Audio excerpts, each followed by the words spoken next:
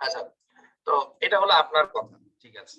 বাকিরা যারা আছেন, আনসারী ভাই কি অবস্থা, কি বুঝলেন আপনি machine learning? Machine learning sir মূলত হচ্ছে কি আমি যে ডাটাগুলো ইনপুট দেব ওইটার উপর বেস করে হচ্ছে প্রেডিকশন করবে বা যে কোনো টাস্ক গুলো ওই মেশিনের মাধ্যমে আর কি করা যাবে, মানে কম্পিউটার বেস, এই আর কি, এটুকুই তো বুঝি। আচ্ছা আচ্ছা, না ঠিক আছে, যেটুকু বুঝবেন ওটুকুই বল, কোনো অসুবিধা নেই। হ্যাঁ, যে জাস্ট হচ্ছে আমার আপনাকে ডাটার উপর কথা বেস করে সে কাজটা করবে, যে right, কি পরিমাণ ইনপুট আমি দিচ্ছি, এই আর কি। আর রোকন ভাই? যে ডাটা আছে ডাটা অ্যানালাইসিস করে ফিউচার দেখা, ডাটার ফিউচার দেখা।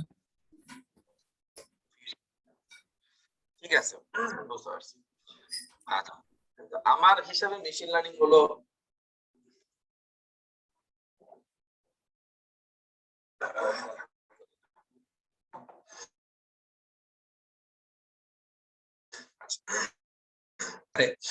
সেটা হলো একটা মেশিনকে ইন্টেলিজেন্ট করে তোলা।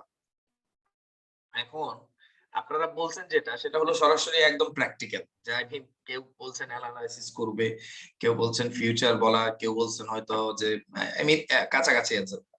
কিন্তু এমনিতে যদি আপনি জেনারেল বলেন, ইন জেনারেল, কারণ কি আমরা তো শুধু নট অনলি অ্যানালাইসিস, তাই না? আমরা আরো অনেক কিছু করতে পারি মেশিন লার্নিং দিয়ে, তাই না? এখন কিন্তু মেশিন লার্নিং দিয়ে অনেক কিছু করা যায়, এবার কি এখনো আছে আপনার।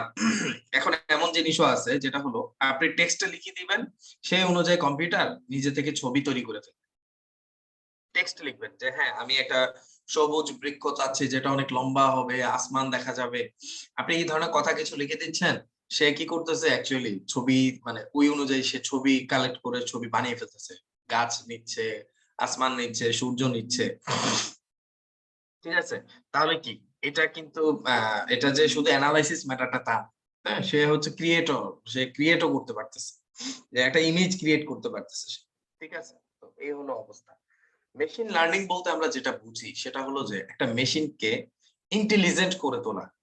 যেমন ধরেন মেশিন, আপনি যখন আপনি প্রথম দিকের চিন্তা করেন যে আপনার আরো আজ থেকে 10-15 বছর আগে, হ্যাঁ, কম্পিউটারকে আপনি কি করতেন? যে আপনি বলতেন ভাই আমার এই জিনিসটা লাগবে, তুমি আমাকে এটা বের করে দাও।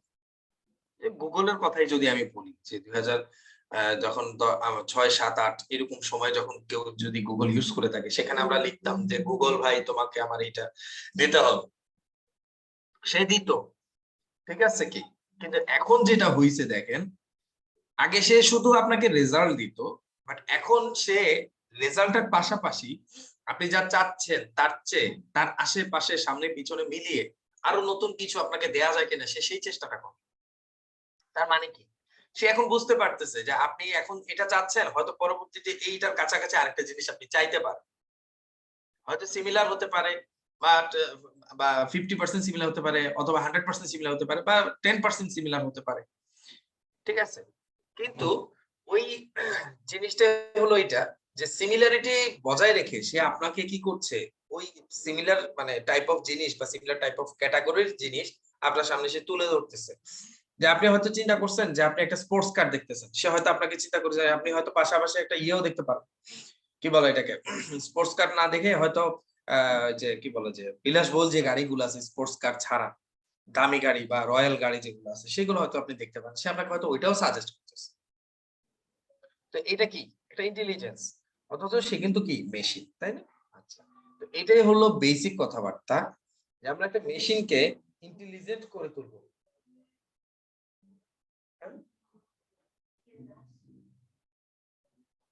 একটা মিনিট।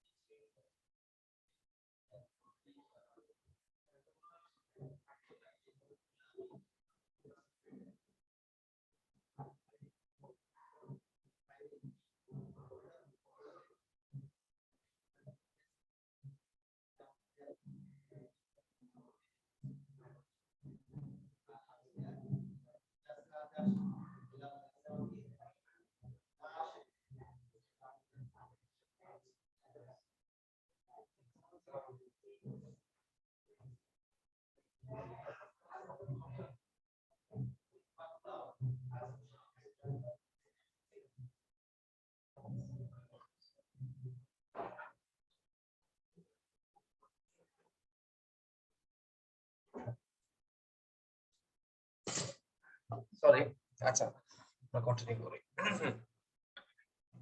কোথায় যাচ্ছিলাম? যে হ্যাঁ, আমরা ছিলাম হলো কি মেশিন লার্নিং। সো মেশিন হচ্ছে ইন্টেলিজেন্ট আইটেম।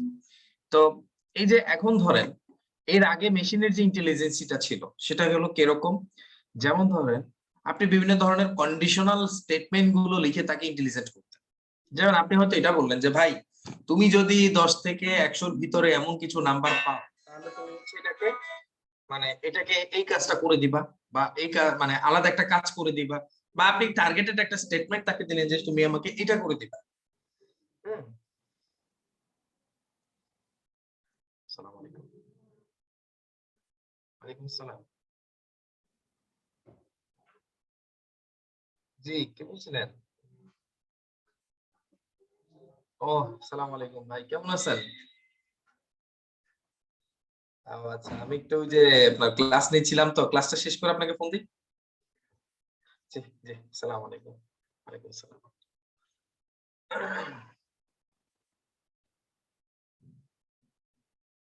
আচ্ছা।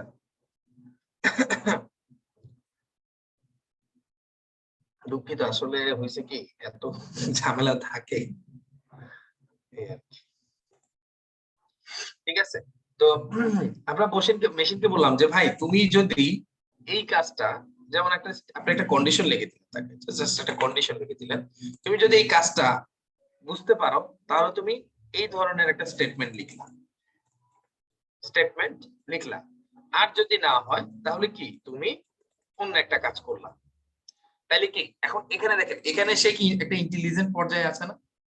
যে যদি সে আপনি যে কন্ডিশনটা দিচ্ছেন এর কাছাকাছি কিছু পায় বা এই কন্ডিশনটা সে খুঁজে পায়, তাহলে সে আপনাকে একটা স্টেটমেন্ট লিখে দিবে বা একটা কাজ করে দিবে।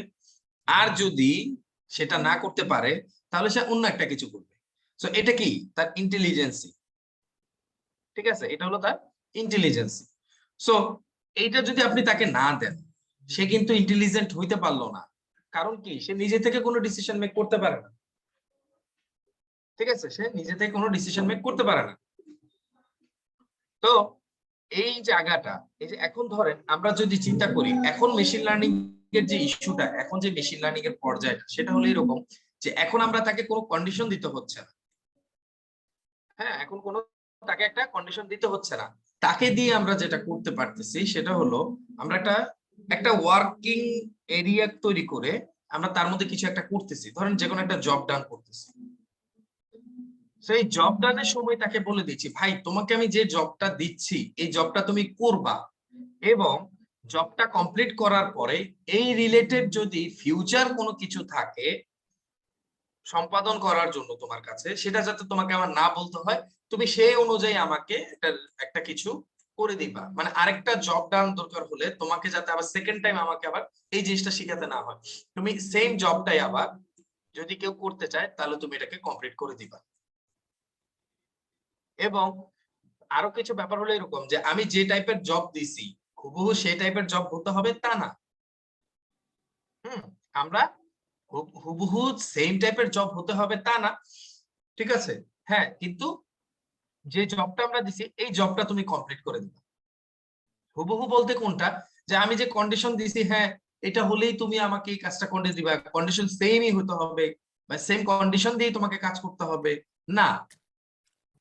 কন্ডিশনটা ডিফারেন্ট হতে পারে বাট পলিসিটা সেম। মানে হলো এরকম যে আমি যদি দেশের ধরেন স্টক মার্কেট নিয়ে কাজ করি, আমি যদি দেশের কি স্টক মার্কেট নিয়ে কাজ করি,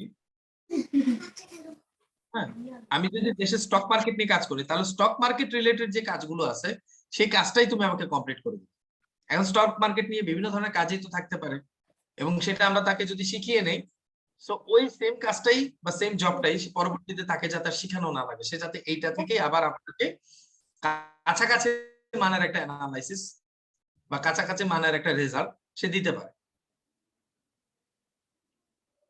ঠিক আছে, তো এটাই হলো বেসিক্যালি আমাদের জন্য যেটা আমরা বলছি যে মেশিন লার্নিং। ঠিক আছে, যে মেশিনকে আমরা ইন্টেলিজেন্ট করে তুলি। বুঝতে পারছেন কি ব্যাপারটা? জি স্যার।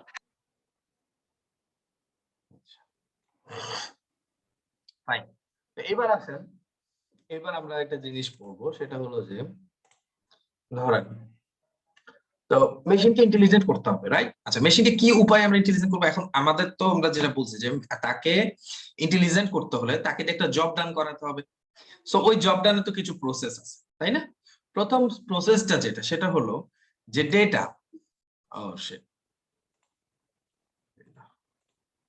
প্রথম প্রসেস যেটা আছে সেটা হলো কি আমার ডেটা। কারণ ডেটাবিহীন ডেটা সায়েন্স চিন্তাই করা যায়, তাই না? ডেটাবিহীন ডেটা সায়েন্স চিন্তাই করা যায় না। ইভেন কি আমরা যদি মেশিন লার্নিং ও বলি, সেখানেও ডেটাবিহীন কম্পিউটার কোনো কিছুই করতে পারবে না, বা ডেটা সায়েন্স প্রসেস যেটা আমরা সেটা কিছুই করতে পারবো না। তার মানে কি, ফার্স্ট টাইম আপনাকে ডেটা সিলেকশন করতে হবে। আমি অ্যাকচুয়ালি কি ধরনের ডেটা নিয়ে কাজ করব, বা আমি কোন ডেটা নিয়ে কাজ করব, সেই ডেটাটা নিতে হবে, বা ডেটা মাইন করতে হবে, বিভিন্ন সোর্স থেকে কালেক্ট করতে হবে, ঠিক আছে? বা বিভিন্ন ডেটা বেস থেকে ডেটা আপনাকে কি করতে হবে, কালেক্ট করতে হবে।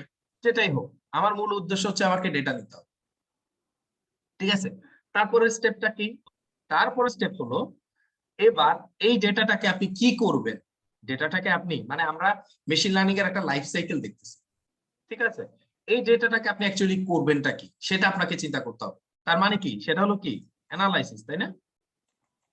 অ্যানালাইসিস, ঠিক আছে? আচ্ছা, পরের স্টেপে আমরা কি করব? আমরা ডেটা অ্যানালাইসিস কমপ্লিট করলাম ধরেন। এবার আমাদের কি করতে হবে? অ্যানালাইসিসের পরে এবার আমাকে ফিচার ইঞ্জিনিয়ারিং বা ফিচার সিলেকশন করতে হবে। ফিচার ইঞ্জিনিয়ারিং, তারপর হলো ফিচার সিলেকশন করতে হবে। যে এই অ্যানালাইসিস করার পরে এবার ডেটার গুলাকে যদি কোনো ট্রান্সফরমেশন করা লাগে, তারপরে ডেটা গুলাকে যদি নরমালাইজেশন বা ব্যাচ নরমালাইজেশন বা স্ট্যান্ডার্ডাইজেশন এই কাজগুলো যদি করা লাগে, ব্যাপারগুলো আমি তো অবশ্যই আলোচনা করবো, ডোন্ট ওয়ারি। হ্যাঁ, সো ওই কাজটা আমরা কমপ্লিট করব। তারপরে সেইখান থেকে যতগুলা ফিচার আছে, মানে আই মিন আমরা যে ডেটার কলাম গুলার কথা বলছি, রাইট? যতগুলা ফিচার আছে সেই ফিচার গুলা থেকে আমরা কোনটা রাখবো কোনটা রাখবো না, এই ব্যাপারগুলো আমাদেরকে চিন্তা করে নিতে হবে, ঠিক আছে? তারপর কি করতে হবে? এবার আমাকে একটা মেশিন লার্নিং এর অ্যালগোরিদম সিলেক্ট করতে হবে। মেশিন লার্নিং এর কি অ্যালগোরিদম সিলেক্ট করতে হবে। সেই অ্যালগোটা কি, অ্যালগোরিদমটা কি? সেটা হলো ডেটা সায়েন্সের জন্য, ডেটা সায়েন্সের জন্য স্ট্যাটিস্টিক্যাল যে অ্যালগোরিদম গুলো আছে, স্ট্যাটস বেসড যে অ্যালগোরিদম গুলো আছে, আমরা যেই সাবজেক্টটা পড়তেছি আর কি। আবার হ্যাঁ, নিউরাল নেটওয়ার্কের একটা ব্যাপার আছে, এটা তো আমরা অবশ্যই আসবো, একটু পরে আসবো, ঠিক আছে? আজকে মূলত মানে কি বলা যায়, থিওরি আলোচনা হবে বেশি। সো আমাদের স্ট্যাটস রিলেটেড অ্যালগোরিদম সিলেক্ট করতে হবে। কেন? কারণ ডেটা সায়েন্সে, ঠিক আছে, স্ট্যাটিস্টিক্স এর প্রায়োরিটিটা একটু বেশি, তাই না? কারণ হলো ডেটা নিয়ে অ্যানালাইসিস করতে হলে আপনাকে স্ট্যাটস নিয়ে কাজ করতেই হবে, ঠিক আছে? কোনটা প্রায়োরিটি বেশি, কোনটা প্রায়োরিটি কম, ঠিক আছে? আমার এই মানে কাকে বেশি, মানে কাকে হচ্ছে আমার চেঞ্জেস এ আনতে হবে, কোন ডেটা গুলাকে আমার নরমালাইজ করতে হবে, হ্যাঁ, ট্রান্সফরমেশন করতে হবে। তো এইগুলো সবকিছু জানার জন্য আপনাকে কি স্ট্যাটস নিতে হবে, ঠিক আছে? তো আমরা এই জন্য কি অ্যালগোরিদম সেট করলাম, কারণ মেশিনকে যদি আমার বুঝাতে হয় যে ভাই তুমি কি করবা, সেটা ম্যাথমেটিক্যালি পারফরমেন্স করবে, মানে সে ম্যাথমেটিক্যালি সলিউশনটা দেবে হলো অ্যালগোরিদম, ঠিক আছে? তারপরে যে ব্যাপারটা আসবে, এটা আরো ইন ডিটেইলস আছে আমার কাছে, আমি আপনাদেরকে সেটা দেব, ঠিক আছে? আচ্ছা, সো তারপরে কি করব আমরা? তারপরে আমাদের করতে হবে যে মানে এই অ্যালগোরিদম দিয়ে আমাদের এই টোটাল ডেটা সেটের উপর বেস করে একটা মডেল তৈরি করতে হবে। সেটা কি ট্রেন মডেল, আমাদের একটা ট্রেন মডেল করতে হবে, ঠিক আছে? ট্রেন মডেলের পরে এইটাকে এবার আমরা টেস্ট করব। আমরা কি করব? টেস্ট করব। তো টেস্ট করে আমাদের মানে যেই রেজাল্ট আসবে, আমাদের যে রেজাল্ট আসবে সেই রেজাল্টের মধ্যে থেকে আমাদের দেখতে হবে রেজাল্টটা কতটুকু পারফেক্ট আসতেছে। ওই পারফেকশনের জন্য কিছু জিনিস আছে যেটাকে বলা হয় হলো parameter tuning. Parameter tuning, parameter tune বলতে কোনটা? যেমন আপনি যখন অবজেক্ট ওরিয়েন্টেড নিয়ে কাজ করেছেন তখন ফাংশনের ভিতরে প্যারামিটার দিয়েছেন, তাই না? সো এরকম মেশিন লার্নিং মডেলের মধ্যেও আলটিমেটলি যে অ্যালগরিদম গুলো দেখছি এগুলো কি এক একটা program, built in program. So প্রোগ্রামের মধ্যে বেশ কিছু প্যারামিটারের আর্গুমেন্টস দেয়া আছে, বেশ কিছু প্যারামিটারে কি দেওয়া আছে আর্গুমেন্টস। যেমন ধরেন হলো আমি কি ডান দিক দিয়ে যাব নাকি আমি বাম দিক দিয়ে যাব, আমার দুইটাই অপশন সে রেখে দিচ্ছে। আমি জাস্ট এক্সাম্পল দিচ্ছি, ডান বাম বলতে তেমন কিছু নাই, জাস্ট এক্সাম্পল দিচ্ছি যে আমি কি অ্যাকচুয়ালি ডানে যাব নাকি বামে যাব, আমার ডান দিক দিয়ে গেলে ভালো হবে। রাস্তা দুই দিকেই আছে, ডানেও যেতে পারবো বামেও যেতে পারবো, বাট বেস্ট অপশন কোনটা, ডানে যাব না বামে যাব, কোনটা গিয়ে দিয়ে গেলে আমার শর্টকাট হবে, রাস্তাটা ভালো থাকবে, খরচ কম লাগবে, এরকম কিছু ব্যাপার থাকে না। সো ওই ব্যাপারগুলো হলো মনে করেন এখানে আমার প্যারামিটার টিউনিং। ঠিক আছে, প্যারামিটার টিউন করার পরে ফাইনালি আমাকে যেটা আসতে হবে সেটা হলো প্যারামিটার টিউন করার পরে এবার আমি আমার মডেলকে টেস্ট করব, টেস্ট করে যে রেজাল্টটা পাবো ধরতে হবে সেটাই আপনার হচ্ছে কি পারফেক্ট রেজাল্ট। সেক্ষেত্রে কখনো অ্যাকুরেসি বেড়ে যায়, কখনো অ্যাকুরেসি কমেও যায়, বলা যায় না। ঠিক আছে, তারপরে আমাকে কি করতে হবে, এইটা করার পরে ফাইনালি আমাকে মডেলটাকে ডিপ্লয় করতে হবে, সেভ করতে হবে। মডেলটাকে আমি সেভ করব। মডেল সেভ করার পরে তারপর আমার এই মডেলটাকে একটা সার্ভিসে নিতে হবে। এখন সেটা হচ্ছে কি আমাকে ওয়েব সার্ভিস হতে পারে বা মোবাইল অ্যাপ সার্ভিস হতে পারে, যে কোনো আমি যেটা দিতে চাচ্ছি অ্যাকচুয়ালি।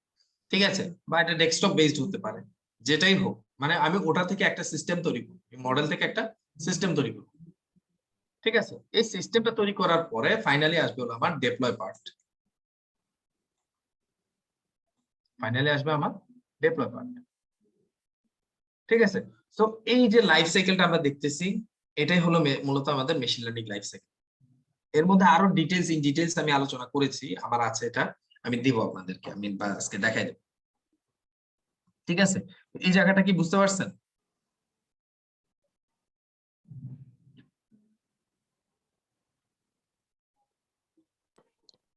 জি স্যার, বুঝতে পারছি।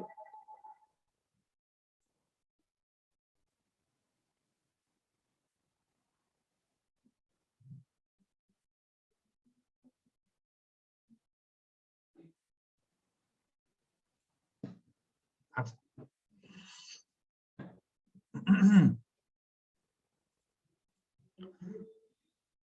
আচ্ছা, এবার আসেন, ধরেন আমি তো বুঝতে পারলাম যে ঠিক আছে আমার এটা হলো কি আমার এটা লাইফ সাইকেল।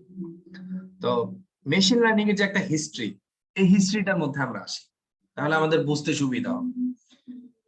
তো মেশিন লার্নিং এর মধ্যে প্রথম যে কনসেপ্টটা আসে সেটা আসলে হলো নিউরাল নেটওয়ার্কের বেসড। প্রথম মেশিন লার্নিং এর যে ব্যাপারটা তৈরি হয়েছিল সেটাকে মূলত বলা হয় পারসেপ্ট্রন।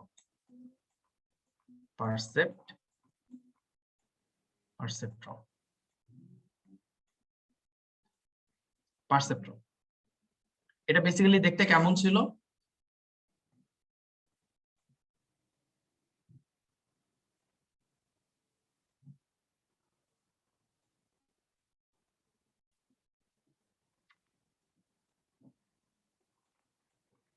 এটা দেখতে ছিল এরকম, যার মধ্যে এটা ছিল ইনপুট, এটা ছিল মানে লেয়ার বা নিউরন বা ব্রেইন, এরকম একটা কিছু, আর এটা হলো আউটপুট। প্রথম মেশিন লার্নিং কনসেপ্ট। ঠিক আছে, যে আমরা যেভাবে হিউম্যান বিং চিন্তা করি, আমাদের ব্রেইন যেভাবে চিন্তা করে, আমরা কি পারবো মেশিনকে সেইভাবে চিন্তাটা করাতে? এই কথাটা থেকে বা এই যে কি বলা যায় কিউরিসিটি, এই কিউরিসিটি থেকেই হচ্ছে মূলত এটার জন্ম। ঠিক আছে, এই কিউরিসিটি থেকে বেসিক্যালি এটার জন্ম। সো এখানে যখন এই প্রথম এই কনসেপ্টটা নিয়ে আসে এবং সেই অনুযায়ী বিজ্ঞানীরা একটা লজিকও দাঁড়া করায় বা একটা ম্যাথমেটিক্যাল টার্মও দাঁড়া করায়, কিন্তু প্রবলেম হয়েছিল যেটা, সেটা হলো যে এইটা থেকে আর বাড়তে পারতেছিল, এটা দিয়ে শুধু সামনেই আগায় যাচ্ছিল। যেমন এখানে আমি একটা নিউরন তৈরি করছি বা একটা লেয়ার তৈরি করছি, এরকম আরো কয়েকটা নিউরন বা লেয়ার তারা তৈরি করতে পারতেছিল,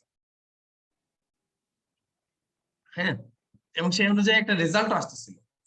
কিন্তু সমস্যা যেটা হয়েছে পরে, যে এইখানের যে স্কোর, আমরা যে বারবার বলতেছি মডেলটা তৈরি করার পরে এটার যে স্কোর আসতেছিল, এই স্কোরটা নিয়ে আর কিছু সে আপডেট করতে পারতেছিল না। ওই স্কোরটার থেকে ভালো রেজাল্ট আসতেছিল না। স্কোর থেকে যে রেজাল্টটা আসবে সেই রেজাল্ট ভালো আসতেছিল না, ভালো স্কোর আসতেছিল না। ঠিক আছে, এখন পরবর্তীতে যখন দেখলো যে না, এটা থেকে আসলে এখন আমরা কিছু করতে পারতেছি না, তখন বিজ্ঞানীরা বেশিরভাগই স্ট্যাটস এর দিকে একটু মনোযোগ দিল। স্ট্যাটস থেকে বিভিন্ন মডেল তৈরি করা প্রতি তারা মনোযোগ দিল, যে আমরা স্ট্যাটস দিয়ে করি। তার কারণ কি, ওটা দিয়ে ভালো অ্যানালাইসিস করে আপনার সে করতে পারতেছে, ভালো মডেল তৈরি করতে পারতেছে এবং স্কোরও ভালো আসতেছে।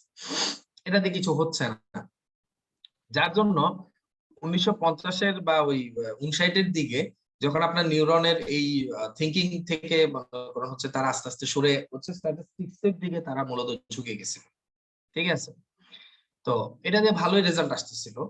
পরে সম্ভবত এটা 80 বা 90-এর সময়, হ্যাঁ, কানাডিয়ান বিজ্ঞানী, ঠিক আছে, ওনার নাম হলো, বর্তমানে উনি গুগলের এআই টিমের হেড, হ্যাঁ, নামটা হলো জেফরি হিন্টন প্রথম একটা কনসেপ্ট আসে নিউরাল নেটওয়ার্ক থেকে তার, যেটাকে মূলত বলা হয় ব্যাক প্রোপাগেশন।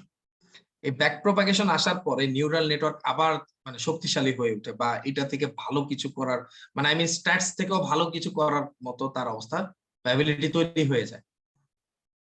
কারণ স্ট্যাটিস্টিক্সেও যেটা হয় সেটা হলো আপনার একটা রেজাল্ট দেওয়ার পরে ওই রেজাল্টটার যে স্কোর আসে সেই স্কোরটাকে আর খুব ভালো অবস্থায় নিয়ে যাওয়া যায় না। যেমন ধরেন 100%-এর মধ্যে তার স্কোর হয়তো আসছে কত, 80%।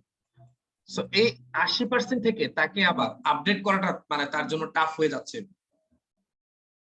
সে এই 80 থেকে আর সামনে সে আগাইতে পারতেছে না, স্কোরটাকে আর বাড়াইতে পারতেছে না। যার কারণে আপনার এই স্ট্যাটস এর এই জায়গা থেকে পরে আবার হচ্ছে নিউরাল নেটওয়ার্ক নিয়ে বেশ কিছু বেশ ভালোভাবেই কাজ শুরু হয়। এবং নিউরাল নেটওয়ার্কে সেই অবস্থা আছে যেটা হচ্ছে 80% থেকে তার এই স্কোর চাইলে সে 99% পর্যন্ত নিয়ে যেতে পারবে, কিন্তু স্ট্যাটসে এটা এখনো পসিবল না। ঠিক আছে, শুধু স্ট্যাটস দিয়ে সেটা পসিবল, বা স্ট্যাটস এর যে অ্যালগরিদম গুলো আছে সেটা দিয়ে পসিবল না। ঠিক আছে, তো যাই হোক, তো এই হলো মূলত মেশিন লার্নিং এর আপনার প্রাগৈতিক কি বলে ইতিহাস আর কি।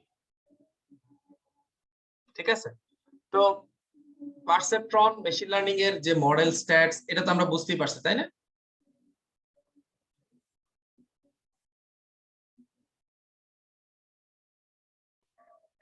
জি স্যার, বুঝতে পারছি। আমাদের ফার্স্ট যে মেশিন লার্নিং মডেল যেটা আমরা পড়বো সেটা হলো লিনিয়ার রিগ্রেশন। ঠিক আছে,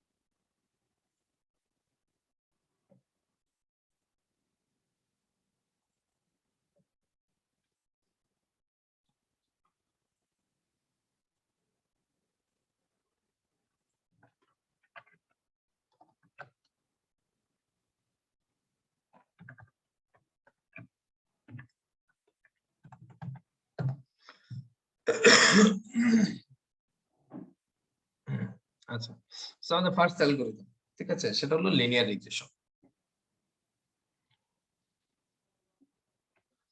আচ্ছা, যে ডেসক্রিপশনটা আমি যে লাইফ সাইকেলের ব্যাপারটা আমি বলছিলাম, সেই লাইফ সাইকেলের ছকটা হলো এটা। হ্যাঁ, তো এটা একটু দেখলে আপনারা বুঝতে পারবেন আমি যে আলোচনাগুলো করছি। ঠিক আছে, আমরা সরাসরি অ্যালগরিদমে চলে যাই। আচ্ছা, সো লিনিয়ার রিগ্রেশন হলো one of the most fundamental algorithms. ঠিক আছে, আপনার মেশিন লার্নিং এর প্রাথমিক যে ব্যাপারগুলো আছে, প্রাথমিক যে চিন্তা ভাবনাগুলো আছে, যে রিগ্রেশন, লিনিয়ার রিগ্রেশন, ঠিক আছে, এগুলো হলো এটা হলো বেসিক, এখান থেকে শুরু। ঠিক আছে, তো প্রথমে আমাদের বুঝতে হবে যে লিনিয়ার রিগ্রেশন বুঝতে হলে আমাদের প্রথমে বুঝতে হবে হচ্ছে রিগ্রেশনটা। রিগ্রেশনটা অ্যাকচুয়ালি কি? ঠিক আছে, রিগ্রেশন হলো একটা স্ট্যাটিস্টিক্যাল প্রসেস, যেটা হলো একটা ডিপেন্ডেন্ট ভেরিয়েবল এবং বেশ কিছু ইন্ডিপেন্ডেন্ট ভেরিয়েবলের সাথে মিলে হচ্ছে একটা কোরিলেশন তৈরি করে, এবং এই কোরিলেশন থেকে সে মূলত একটা মানে অ্যানালাইসিস করে সে ফিউচার প্রিডিকশন, যেটা আমরা বলি ভবিষ্যৎবাণী, যদিও এটা একটু বিশাল ব্যাপার, আল্লাহ মাফ করে মালিক, ভবিষ্যৎবাণী তো আসলে কেউ করতে পারে না, বাট নামটা দিয়ে দেওয়া হয়েছে, বাট আমরা জাস্ট বলতে পারি যে গেজ করতে পারি যে হ্যাঁ, আমরা যেই স্টেজে চলতেছি, আমরা যেভাবে যাচ্ছি, এইভাবে যদি চলি সামনে হয়তো এরকম কিছু একটা ঘটতে পারে, কারণ এটা হতেও পারে নাও হতে পারে, বাট আমরা এটার উপর ধরুন হচ্ছে একটা গেজ করে রাখলাম, ঠিক আছে? অ্যাসাম্পশন এন্ড ট্রেন্ড এই হ্যাঁ, ওয়ার্ড এরকমই গুলো বলা মনে হয় যায়। ইজি হয়। হ্যাঁ হ্যাঁ, এরকমই হবে। ঠিক আছে, সো ব্যাপারটা হলো এরকম, ধরেন আপনি এখানে একটা গ্রাফ টানলেন, এটা হলো ধরেন এটা হলো এক্স, এটা হলো ওয়াই, হলো ওয়াই। সো আপনি এখানে কি করছেন, এখানে কিছু ভ্যালু আছে, এই ভ্যালুগুলোকে আপনি এখানে সেট করতেছেন এবং এর উপর বেস করে আপনি একটা লিনিয়ার লাইন টানতেছেন। এটা হলো মূলত লিনিয়ার রিগ্রেশন। এটা কেন করা হচ্ছে? সার্টেন টাইম পর্যন্ত, এইটুক পর্যন্ত আপনি মেশিনকে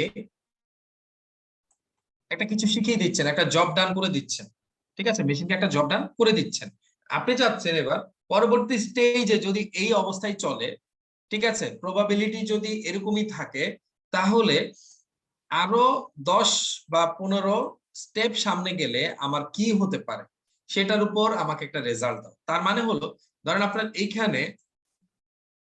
এইখানে আপনি কিছু কাজ তার কাছ থেকে করে নিচ্ছেন, মানে আপনি এই অনুযায়ী মানে এক্স অনুযায়ী আপনি ওয়াই এর কিছু আউটপুট নিচ্ছেন, এক্স অনুযায়ী কি করছেন, ওয়াই এর কিছু আউটপুট নিচ্ছেন, এবং সেটা হচ্ছে এরকম আর কি, যে এই ডট গুলো যে আমি আঁকছি, ব্যাপারটা হয়ে যায় তখন এরকম যে এই ওয়াই এর ভ্যালু এখানে আসতেছে, এক্স এর ভ্যালু এখানে আসতেছে, এটার উপর বেস করে আমি একটা লিনিয়ার লাইন টানতেছি।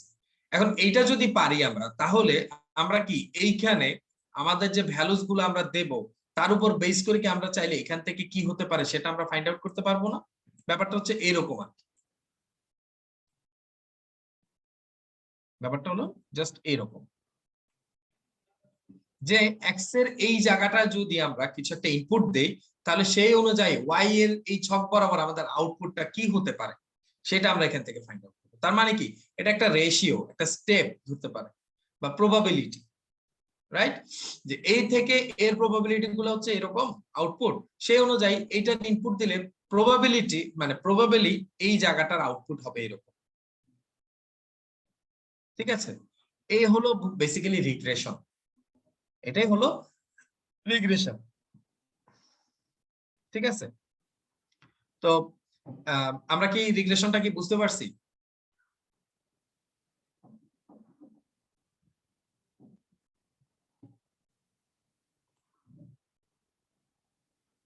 আমরা কি রিগ্রেশনটা বুঝতে পারছি, এই জায়গাটা বুঝতে পারছি? স্যার আরেকবার যদি একটু বলতেন আচ্ছা বেটার হইতো। আচ্ছা, তো মানে ম্যাটারটা হলো, ধরুন আমি আপনাকে একটা রিয়েল লাইফ এক্সাম্পল দিই, তাহলে আপনি ক্লিয়ার হবেন।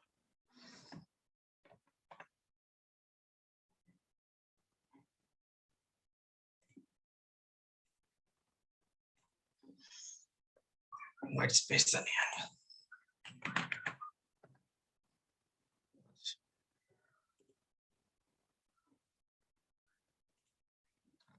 ধরেন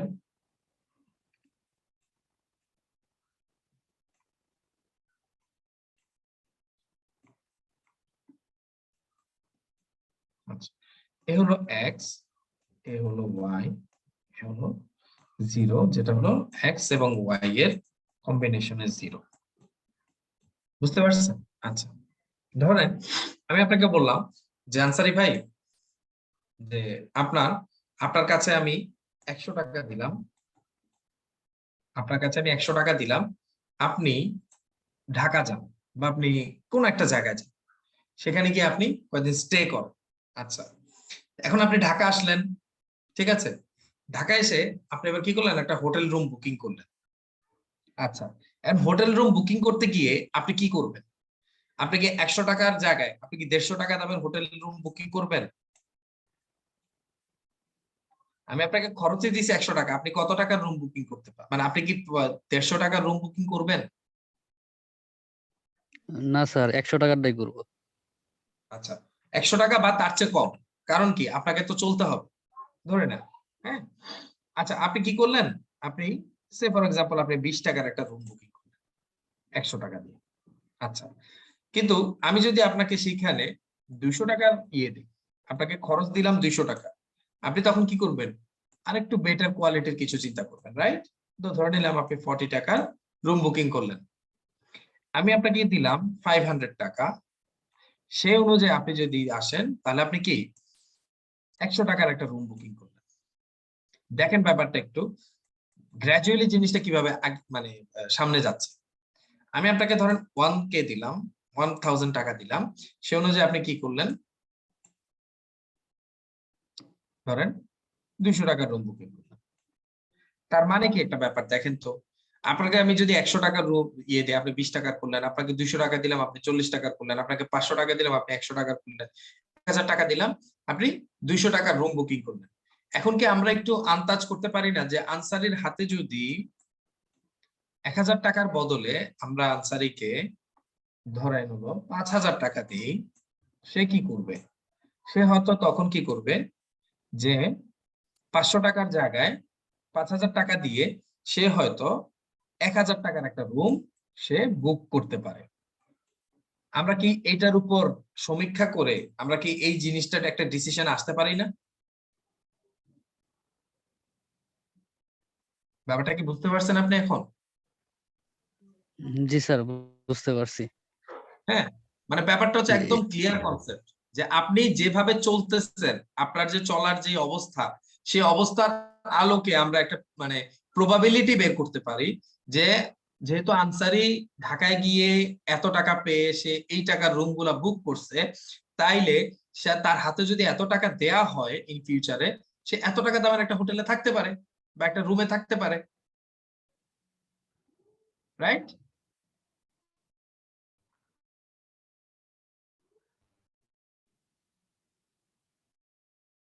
কথা বুঝতে পারছেন?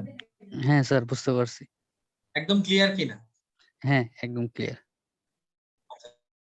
এবার দেখেন, সো 20 টাকা আর 100 টাকা এই দুইটাকে যদি আমি এক জায়গায় আনি, ধরেন আমরা আগে যেভাবে গ্রাফ করতাম স্কুল লাইফে বা কলেজ লাইফে, আমরা যদি গ্রাফ পেপার ইউজ করে থাকি, সো কি 10 টাকা এবং এই এক্স এর ভ্যালু এবং ওয়াই এর ভ্যালু মিলিত হচ্ছে কোথায়? এইখানে, রাইট? 40 এবং এই 200 মিলিত হচ্ছে কোথায়? ধরেন এইখানে। এটা মিলিত হচ্ছে কোথায়? ধরেন এইখানে। এটা মিলিত হচ্ছে কোথায়? ধরেন এইখানে। সরি, এটা মিলিত হচ্ছে কোথায়? এইখানে। তাহলে আমরা এটার উপর বেস করে কি একটা লাইন টানতে পারি না? এই যে একটা লাইন টানতে পারি না? তাইলে ধরেন এই 1000 আমার এখানে দেখার দরকার নাই, ওয়াই এর আউটপুট ধরেন আমি জানি না, আমি জাস্ট কি করলাম, এক্স থেকে একটা ইনপুট দিলাম যে 5000 টাকা যদি হয় তাহলে 5000 টাকার অবস্থান এই লাইন অনুযায়ী কোথায় আসতেছে? এইখানে, তাই না? আর এই অনুযায়ী যদি আমি ওয়াই তে সার্চ করি তাহলে হয়তো আমার সে কি করবে, 1000 এসে ঠেকবে, অথবা তার চেয়ে কমও ঠেকতে পারে। এটা হচ্ছে এই এক্স এর ডেটার উপর ডিপেন্ড করে ওয়াই এর ভ্যালুটা আসবে, এক্স এর ডেটার অবস্থানের উপর ভিত্তি করে ওয়াই এর ভ্যালুটা আসবে। সো লাইক আপনি এখান থেকে যাচ্ছেন একটা স্টেপ অনুযায়ী, এই স্টেপ গুলাকে সে ফলো করে সে সামনের স্টেপটা কি হতে পারে সে প্রবাবিলিটি দিয়ে, স্ট্যাটিস্টিক্স দিয়ে সে এটাকে ফাইন্ড আউট করবে, করে সে অনুযায়ী সে একটা ছক টানবে, এরকম একটা ছক বলতে একটা লাইন টানবে, ঠিক আছে? এই লাইনের উপর এবার আপনি নতুন কোনো ভ্যালু দিলে, সেটা হচ্ছে ধরেন 5000 দিলেন, দেওয়ার পর সেই অনুযায়ী ওই লাইনের অবস্থানটা কোথায় আছে, এইখান থেকে এটা যদি আমি টানি, লাইনের অবস্থানটা এক্স এর কোথায় আছে, সেই অনুযায়ী ওয়াই এর এটা কোথায় আছে, সেই অনুযায়ী আপনি ওয়াই এর রেজাল্টটা পাবেন, ঠিক আছে? তো এটাই হলো মূলত লিনিয়ার রিগ্রেশন। কেন লিনিয়ার রিগ্রেশন? এখানে একটা আমরা লিনিয়ার লাইন টানতেছি এবং এই লাইন অনুযায়ী আমরা একটা রিগ্রেশন ভ্যালু খুঁজে পাচ্ছি।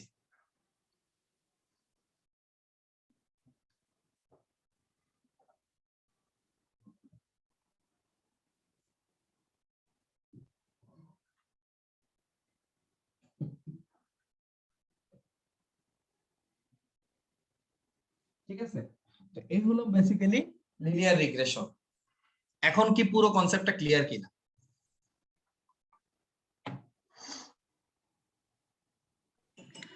জি স্যার, এখন স্যার ক্লিয়ার স্যার। আচ্ছা, যদি এখন ক্লিয়ার হয়ে থাকেন, এবার তাইলে আমরা দেখব যে আমার যে বাকি জিনিসগুলো আছে, ঠিক আছে, এটা আমার কিভাবে কি হচ্ছে, আমি এই রিগ্রেশনটা আমরা কিভাবে করতেছি, দ্যাটস ইট, আর কিছু না, অত কঠিন কিছু না। আচ্ছা, তো লিনিয়ার রিগ্রেশন অলরেডি আমরা বুঝতে পারছি, তাই না? আচ্ছা, এই যে আমরা ছক আঁকছি এবং ছক এঁকে যে এটার মধ্যে দেখাইছি, হ্যাঁ এইভাবে আমরা হচ্ছে এটার রিগ্রেশন করব, এক্স এ একটা ভ্যালু দেব, ওয়াই থেকে কি আসবে সেটা আমরা খুঁজবো, ঠিক আছে? সেই যে সূত্রটা আছে ম্যাথমেটিক্যালি, সেটা হলো এইটা, y equal to a plus b into x plus e, যার মধ্যে y হলো আপনার ডিপেন্ডেন্ট ভেরিয়েবল, ঠিক আছে, a হলো কি ইন্টারসেপ্ট, b হলো স্লোপ, ঠিক আছে, আর x হলো ফিচার্স মানে কলাম, আর e হলো এরর অথবা কস্ট, ঠিক আছে। তো আমরা যদি এখানে আবার ড্র করি, দেখেন, আচ্ছা, যেমন এই x, এটা হলো x, এ হলো y, এটা হলো y, ঠিক আছে। তারপরে এই a এবং b এর একটা ভ্যালু আছে, যেটা হলো x এবং x এর সাথে a এবং b এর একটা ভ্যালু আছে, যেটাকে আমরা বলছি, এটাকে বলছি ইন্টারসেপ্ট, এটাকে বলছি হলো স্লোপ। ইন্টারসেপ্ট মানে হলো একটা মিনিমাম ভ্যালু এতে ধরা হয়, যেটা হচ্ছে হয়তো এরকম হতে পারে 7.0 বা 8.0 অথবা সামথিং কিছু একটা, মানে যেটা একটু কম বা এটার একটা মানে কি বলা যায়, একটা ভ্যালু ধরা হয় আর কি, ঠিক আছে। আচ্ছা, সো আর বি এর একটা ভ্যালু ধরা হয়, এগুলো সবই ম্যাথমেটিক্যালি ভ্যালুগুলো ধরা হয়। এটা বুঝতে গেলে পুরো ম্যাথমেটিক্স বুঝতে হবে। তো যাক, আপাতত আমরা এটাই ধরে নিই যে এতে একটা ভ্যালু ধরা হচ্ছে, ঠিক আছে, বি তে একটা ভ্যালু ধরা হচ্ছে। কেন ধরা হচ্ছে? দেখেন, এক্স তো আমার একটা ফিচার, এক্স কি একটা ফিচার বা কলাম। আচ্ছা, এক্স এর মধ্যে হচ্ছে বিভিন্ন ডেটা থাকবে, যেটাকে আমরা বলছি মূলত স্ট্যাটিস্টিক্স এর ভাষায় যে population and sample, population and কি স্যাম্পল। পপুলেশন আর স্যাম্পলের মধ্যে পপুলেশন এবং স্যাম্পলের মধ্যে যে ব্যাপারটা হচ্ছে, পপুলেশন হলো ধরে নেন পুরো একটা এরিয়ার যত ডেটা আছে, একটা এরিয়া থেকে আপনি যতগুলো ডেটা কালেক্ট করতে পারতেছেন, সবগুলো ডেটা হলো পপুলেশন, সবগুলো ডেটা হলো পপুলেশন। আর স্যাম্পল হলো এই যে পপুলেশন যে ডেটাটা আছে, সেখান থেকে কিছু পরিমাণ ডেটা আপনি কালেক্ট করতেছেন বা কিছু পরিমাণ ডেটা আপনি নিচ্ছেন, ওটা হলো স্যাম্পল। যেমন মানে কিছু পরিমাণ বলতে এটা সিঙ্গেলও হতে পারে, যেমন আপনি হচ্ছে একটা এলাকার মধ্যে একজনের নাম এবং বয়স নিচ্ছেন, ধরেন এক মানে ওখানে সবাই মিলে হচ্ছে 1 লাখ লোক আছে, একটা এরিয়াতে ধরেন হলো 1 লাখ লোক আছে, আপনি সেখান থেকে জাস্ট ধরেন 1 লাখ লোক থেকে আপনি 20,000 ডেটা কালেক্ট করলেন, ঠিক আছে, 20,000 ডেটা আপনি কালেক্ট করলেন, ওই 20,000 ডেটাটা হলো আপনার পপুলেশন। আর 20,000 ডেটা থেকে প্রতি সিঙ্গেল একটা ডেটা যদি থাকে, সেটা হলো স্যাম্পল, ঠিক আছে। আচ্ছা, সো এখন ধরেন এই ডেটাগুলো যে আমি কালেক্ট করতেছি, তো এক্স এর মধ্যে কোনো ভ্যালু থাকতেও পারে হয়তো, যেটার ভ্যালু হবে 0। তাহলে বি এর সাথে যদি বি এর ভ্যালু যাই থাকুক না কেন, আমি যদি বি এর সাথে এটাকে গুণ করি, বি ইনটু কি 0, তাহলে কি এটার ভ্যালু কত হবে? 0। তার মানে যদি এক্স এর ভ্যালু 0 হয় আর এখানে যদি ইন্টারসেপ্ট না থাকে, তাহলে ওয়াই এর ভ্যালু কত হলো? 0। তার মানে কি হয়ে গেল দেখেন, এটা উঠতে উঠতে হয়তো এরকম হবে, উঠতে উঠতে এই 0-র কারণে ঘুরে ফিরে আবার এখানে চলে আসবে। আপনি যদি একটু ইয়ে দিয়ে টানেন, যেমন ধরেন হলো ব্যাপারটা হচ্ছে এরকম যে আপনি যদি ছক করেন, তো ব্যাপারটা হচ্ছে ধরেন হতো এরকম যে এই ঘুরতেছে উঠতেছে উঠতেছে, হঠাৎ করে আবার এখানে চলে আসলো। আবার আবার দেখা যাবে 0 থেকে হয়তো পরবর্তী লাইনে আপনার ভ্যালু আসলো হলো 70, কথার কথা, তখন আবার সেখান থেকে চলে যাবে এখানে। তাহলে কেমন হলো, আমার কি লাইনটা হলো ঠিক মতো? আমার লাইন কিন্তু ঠিক মতো হয় নাই, ঠিক আছে কি? সো এই জন্য আপনার ইন্টারসেপ্ট এবং স্লোপ এর সাথে আছে। ইন্টারসেপ্টের একটা ভ্যালু ধরা হচ্ছে, স্লোপের একটা ভ্যালু তো থাকেই। তো এক্স এর ভ্যালু যাতে 0 হলে কোনো কারণে আমি যাতে ওয়াই এর ভ্যালু একদম 0 না হয়ে যায়, তার যাতে একটা মিনিমাম ভ্যালু আসে, ঠিক আছে? এটা হলো বেসিক্যালি ইন্টারসেপ্ট। আর এই যে ই দেখতেছি আমরা, এটা হলো আপনার কস্ট বা এরর।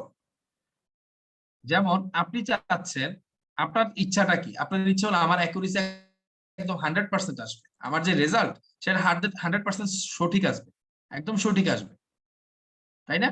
কিন্তু যেটা হয়, মেশিন কখনোই 100% প্রেডিকশন দিতে পারে না, ঠিক আছে? তো যেমন আপনি এখান থেকে হয়তো দেখছেন যে আপনার ভ্যালু আসছে 100%, মানে আপনার যে রেজাল্ট অ্যাকুরেসি সে 100% এর জায়গায় আপনার আসছে কত 90%। তার মানে কি 10% গ্যাপ থেকে গেল না? ওই ইটাই হলো বেসিক্যালি 10%,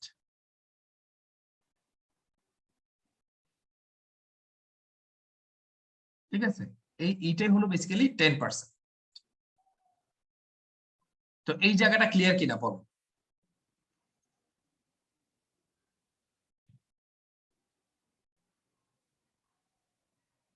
এই জায়গায় কি আপনাদের কোনো কোশ্চেন আছে?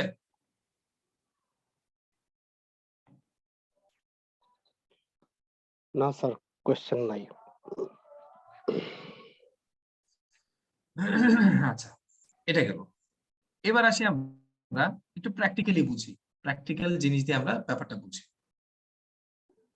তো প্র্যাকটিক্যাল হলো যে আমি একটা ডেটা সেট নিচ্ছি, যেটা হলো একটা মার্কেটিং ডেটা সেট, যেখানে TV, radio and newspaper, এটা হচ্ছে অ্যাড সাইট, অ্যাড এর category.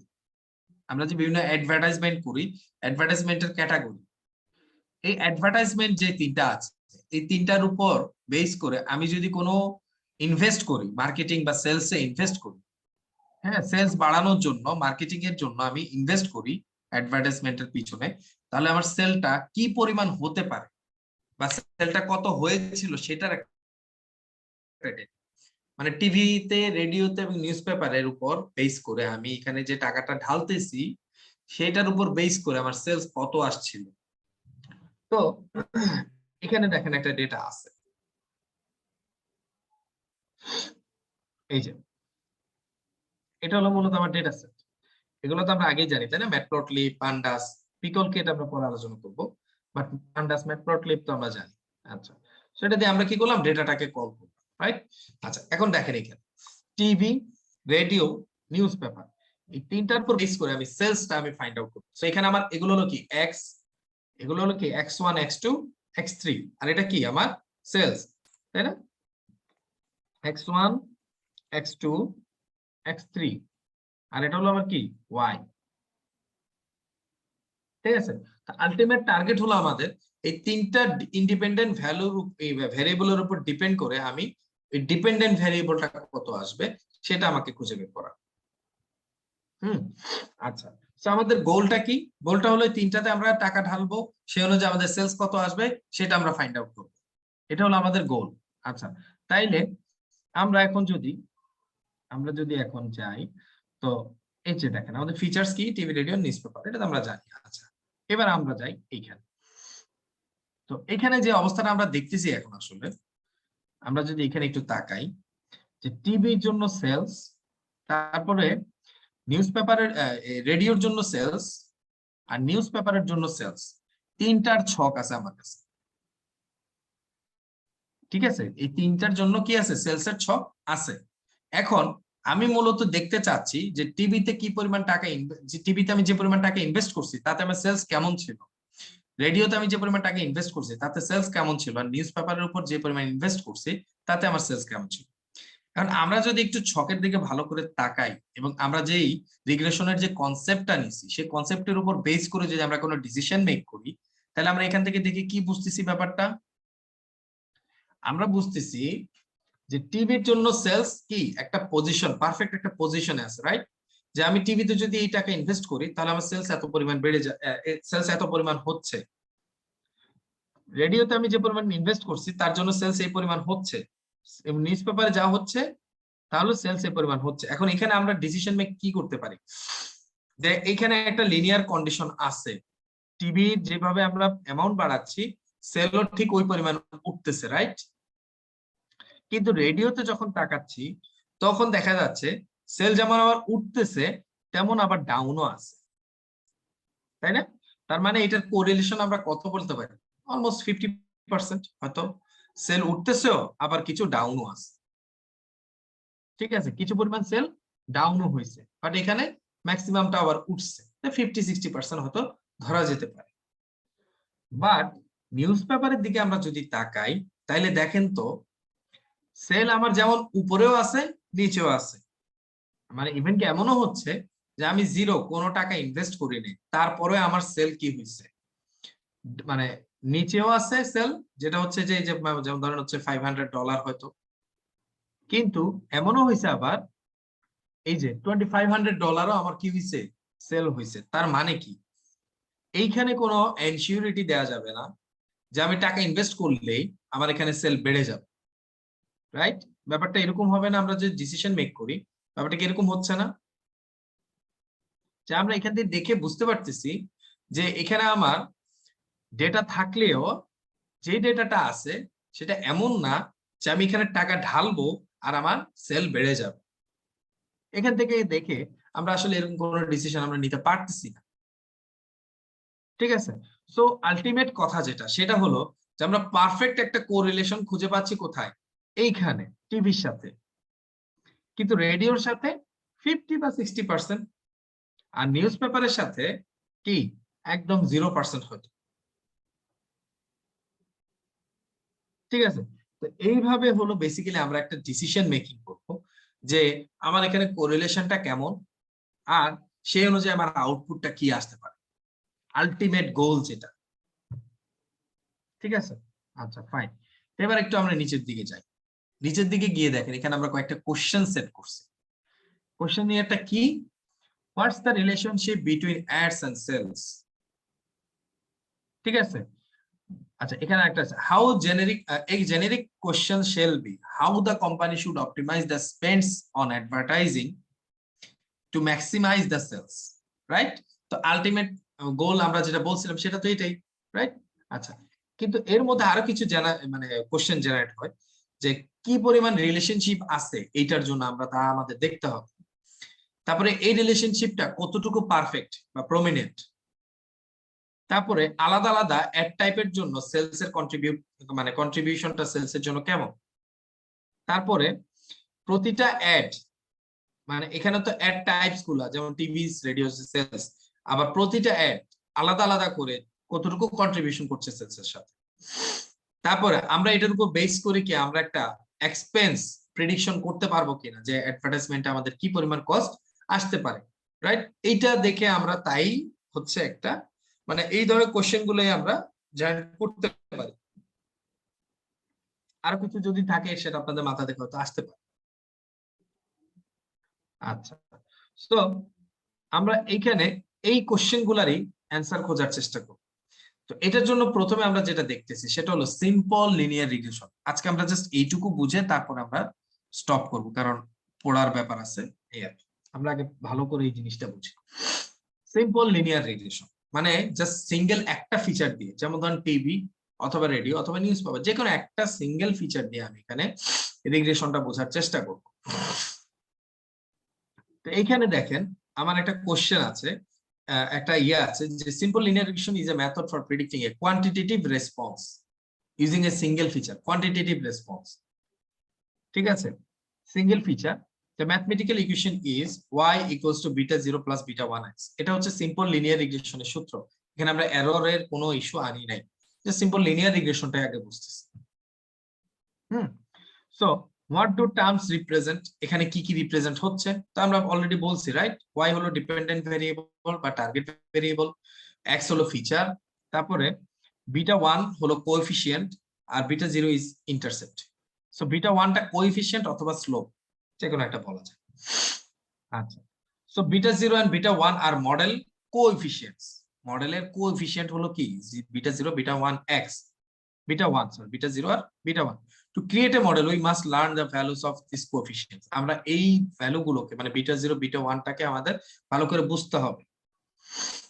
And once we have value of these coefficients, we can use a model to predict the cells. আমরা যখন কোএফিশিয়েন্ট গুলো ভালো করে বুঝতে পারবো, আমরা মডেলের প্রেডিকশনটা ভালো করে ধরতে পারবো। সো এটার জন্য আমাদের এস্টিমেটিং মডেল কোএফিশিয়েন্টস মানে লার্নিং রেটটা জানতে হবে। তো এটা হলো কি, কোএফিশিয়েন্ট গুলো আসতেছে কোথা থেকে? The coefficients are estimated using the least squares criterion. Least squares, ঠিক আছে। So the best fit line has to be calculated that minimizes the sum of squared residuals. মানে ম্যাটারটা হলো এরকম, এখানে একটা ম্যাথমেটিক্যাল টার্ম ইউজ করে আমরা একটা রেজাল্ট মানে একটা ইকুয়েশনের রেজাল্ট আনবো, যে রেজাল্টটাকে আমাদের মিনিমাইজ করতে হবে। আচ্ছা, সেটা হলো এইটা। আচ্ছা, এটা কি অ্যাকচুয়ালি?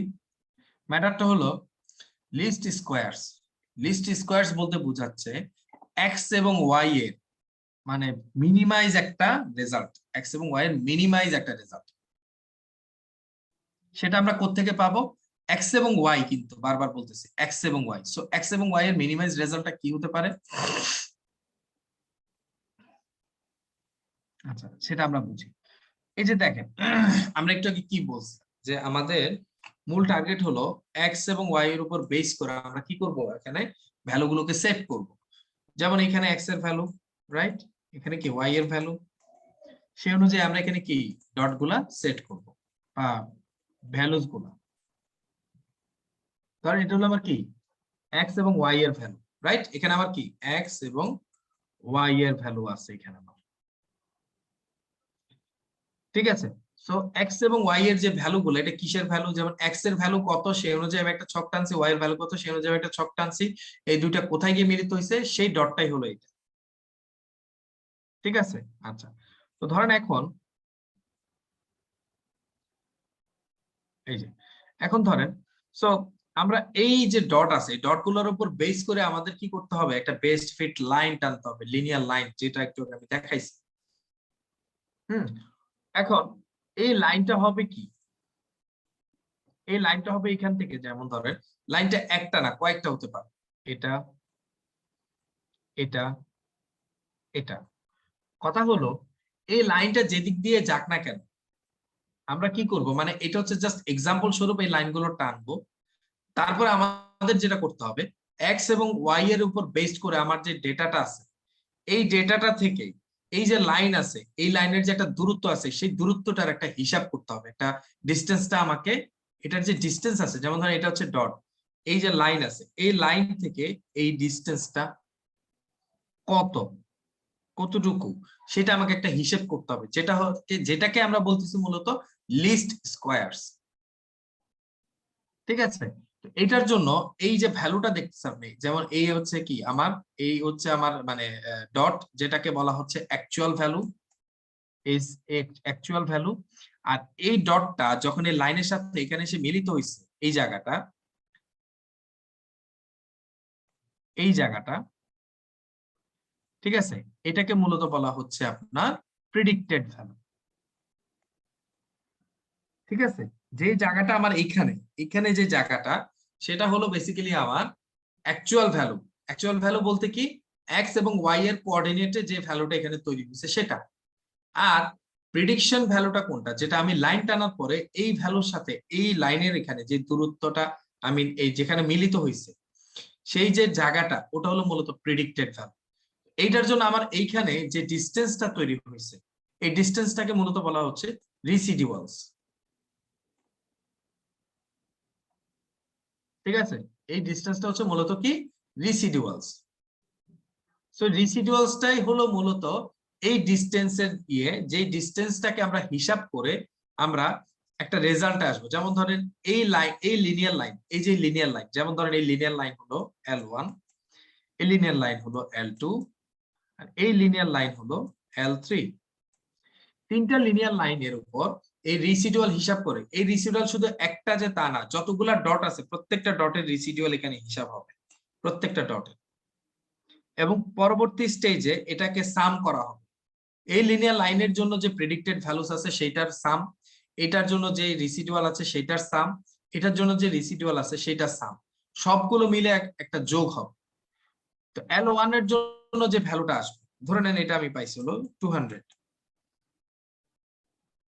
আর এইটার জন্য যে লাইনটা আসছে এই লাইনটা, এটার জন্য আমি হয়তো পাইছি হলো 80, সাম করে মানে যোগ করে। L3 এর যে ভ্যালুটা আছে সেটা আমি পাইছি হয়তো 350। এখানে সবচেয়ে কম আছে কোনটা ভ্যালু? এটা, তাই না?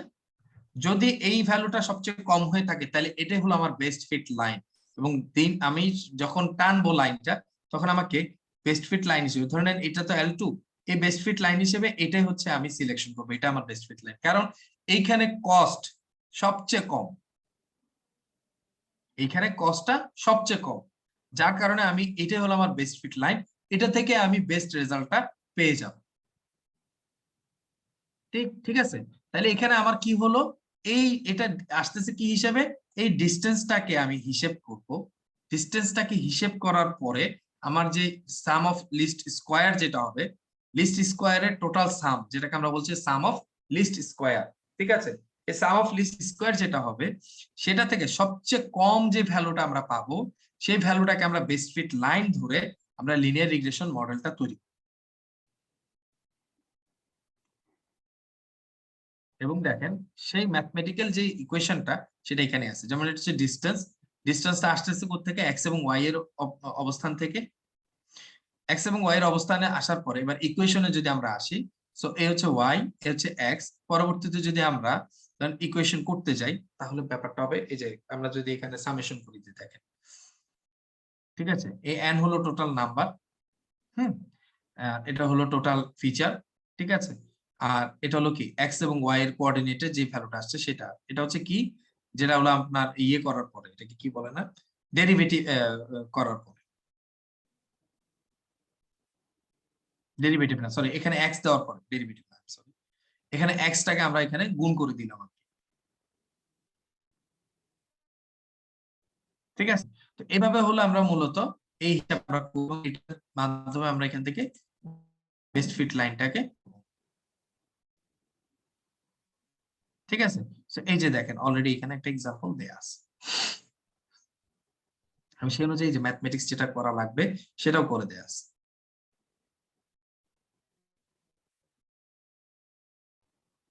তো যদিও আমরা তার আসলে ম্যাথমেটিক্সটা হিসাব করবো না, এটা তো আসলে মডেল যখন তৈরি হবে অটোমেটিক হিসাব করেই মডেলটা তৈরি হবে, ঠিক আছে। তাইলে আপনারা কি এই পর্যন্ত বুঝতে পারছেন কিনা?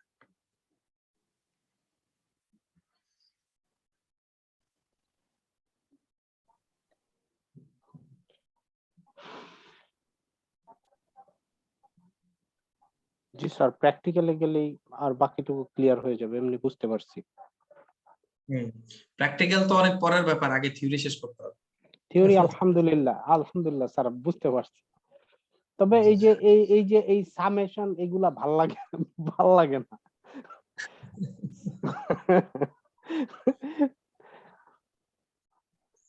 প্র্যাকটিক্যাল তো একদম ইজি, বাট প্র্যাকটিক্যালি না আপনি না, এটা জানতে হবে, এটা না জানলে আসলে অ্যাডভান্স হওয়া যাবে না, যে ক্যালকুলেশনটা কিভাবে হয় এটার কোরটা আমি না জানলে আসলে অ্যাডভান্স হওয়া যায় না কোনোভাবেই, মানে একটা মুখস্থর মধ্যেই থাকতে হয়, গন্ডি থাকে তখন, যে এরপরে আর আমি জানি না এখন আসলে কি হয়। এখানে মূল ম্যাটার হলো যে আপনি যে ব্যাপারটা শিখতেছেন, ধরেন আপনি জব করতে চান বা কোথাও থেকে যদি কাজ আনতে চান, আপনাকে কিন্তু জিজ্ঞেস করতে পারে ব্যাপার, রাইট? জি স্যার। আপনি যদি জিনিসগুলো যদি না জানেন তখন না তাহলে তো বলবে অ্যান্সার যে করতে না ভুয়া পারলে তো আপনি। আপনাকে দিবে না, হ্যাঁ। জব দিবে না, ঠিক জি আছে। জি। এই জন্যই এত ভাস্ট, নাইলে আমি দেখেন আপনাদেরকে জাস্ট প্র্যাকটিক্যাল ধরাই দিয়া, হ্যাঁ, বের হয়ে যেতে পারতাম, এই যে জাস্ট প্র্যাকটিক্যালটা ধরাই দিতাম, দেখেন এইভাবে একটা মডেল তৈরি করা যায়, এইভাবে আপনারা করবেন, শেষ, আমার কষ্ট কম হইতো। কিন্তু ব্যাপারগুলো কেন শিখাচ্ছি, কারণ হলো যাতে আপনার ওই জিনিসটা যাতে আপনি হচ্ছে একজন যাতে আপনাকে জিজ্ঞেস করলে আপনি বলতে পারেন, হ্যাঁ আসলে লিনিয়ার রিগ্রেশনটা এই কারণে হচ্ছে, এই বইয়ের মধ্যে এই জিনিসগুলো আছে, ঠিক আছে, এই আর কি। স্যার মানে আমাদের কোর্স শেষে আমরা কি হ্যাঁ, কোনো অর্গানাইজড একটা নোট পাবো, নাকি যা পাইছি এগুলা থেকে আমরা মিলাই টিলাই নিব? এটাই তো অর্গানাইজড, এটাই তো না অর্গানাইজড। না, এইটা তো ওয়েল অর্গানাইজড, কিন্তু আমাদের আগের যে কিছু ক্লাস ছিল ওগুলা মানে কিছু বিক্ষিপ্ত ভাবে মনে হয় কিছু নোট টোট পাইছিলাম ও নাকি আচ্ছা এই আচ্ছা, একটা ঠিক আছে, একটা অসুবিধা নেই, অসুবিধা নেই, আমি নোট দিয়ে দেবো, সমস্যা নেই, নোট দিয়ে দেবো। জি স্যার মানে একটু সিরিয়াল ওয়াইজ যদি দেখি মনে হ্যাঁ করেন হ্যাঁ ধরেন আপনার কোম্পানিতে আমি ইন্টারভিউ দিতে গেলাম ওই দিন তো আপনি আমার আর ছাড়বেন না ওই দিন তো আমার ঠিকই জিজ্ঞাসা করবেন তাই না তো সেক্ষেত্রে আমি যেন অর্গানাইজলি আসলে বলতে পারি যে এই কোড গুলা একটু দেখে রাখলাম যেন আমি বলতে পারি আসলে জি জি জি জি, ঠিক আছে, অসুবিধা নাই, আমি তাহলে গুগল ক্লাসরুম এগুলো অ্যাড করবো ইনশাআল্লাহ। জি স্যার আর ওই যে আরো ভাইরা আছে ওনাদের সাথে কথা বলেন আমি বললে তো হচ্ছে না আনসারি ভাই মিজান ভাই রোকন ভাই কথা বলতে চায় না রোকন ভাইয়ের মনে হয় বিয়ে মাইক্রোফোনের সমস্যা আচ্ছা, এখন যেটুকু পড়াইছি এটুকু একটু ভালো করে পড়েন, ঠিক আছে, কারণ কালকে আবার যেহেতু ক্লাস আছে, আজকে বেশি আর চাপ দেবো না। ঠিক আছে, আজকে ঠিক এটুকুই আছে থাক, স্যার আলহামদুলিল্লাহ হ্যাঁ হ্যাঁ টুকু থাক আজকে এটুকু পড়েন ভালো স্যার করে। আজকের ভিডিওটা স্যার একটু দিয়ে দিন আজকেই স্যার, দিলে বেটার হ্যাঁ, হয় এখন স্যার। এখনই দিয়ে দেবো, আমি এখনই দিয়ে দেবো, আজকেই, কোনো অসুবিধা আচ্ছা। স্যার ঠিক আছে। ওই যে ইউসুফ ভাই মানে ভিডিওটা দিছিল স্যার স্টাইলে মানে আমরা ডাউনলোড করতে পারি হ্যাঁ নাহলে ইউটিউবে মানে এক একটা পয়েন্ট স্যার অনেকবার দেখতে হয় বুঝতে হইলে বা কাজ করার সময় থামা লাগে তো প্রবলেম হয় এখন যদি আমরা ডাউনলোড করলে যদি প্রবলেম না থাকে তাহলে উন্মুক্ত ভাবে দিতে পারেন আর যদি প্রবলেম মনে করেন তাহলে ইটস ওকে আপনি না, যেভাবে এখন ইউটিউব থেকে ডাউনলোড, যেমন ব্যাপারটা হলো কি, ডাউনলোডের জন্য আপনাকে আবার গুগল ড্রাইভে আপ করতে হয়, সেই ক্ষেত্রে অনেক সময় লেগে যায়। হ্যাঁ, ড্রাইভেও জায়গা থাকতে হয়, আবার পরে ডিলিট করে দিতে হয়। ইউটিউবে থাকলে সুবিধা হয় কি, আপনার ডিলিট করা লাগতেছে না, আপনি লাইফ টাইম এটাতে অ্যাক্সেস করে দেখতে পাচ্ছেন। আচ্ছা ঠিক আছে যেভাবে সুবিধা মনে করেন দেন অসুবিধা নেই সেটাই, তো ঠিক আছে, অসুবিধা নাই, আমি ফাইলটাও দিয়ে দিচ্ছি, আপনাদেরকে হোয়াটসঅ্যাপে দিয়ে দিচ্ছি। হ্যাঁ, জি স্যার আর হলো ওই ইয়ে করেন আপনার, কি বলে এটাকে, ওই ভিডিওটা আমি জাস্ট রেডি করে দিয়ে দিচ্ছি ইনশাল্লাহ। ওকে স্যার হুম। তো ঠিক আছে, এটুকু পড়েন ইনশাল্লাহ, আল্লাহ বাঁচিয়ে রাখলে আবার কালকে ইয়ে হবে। জি ইনশাআল্লাহ আসসালামু আলাইকুম ওয়ালাইকুম আসসালাম ওয়া রাহমাতুল্লাহ। শেষ করলাম তাহলে জি।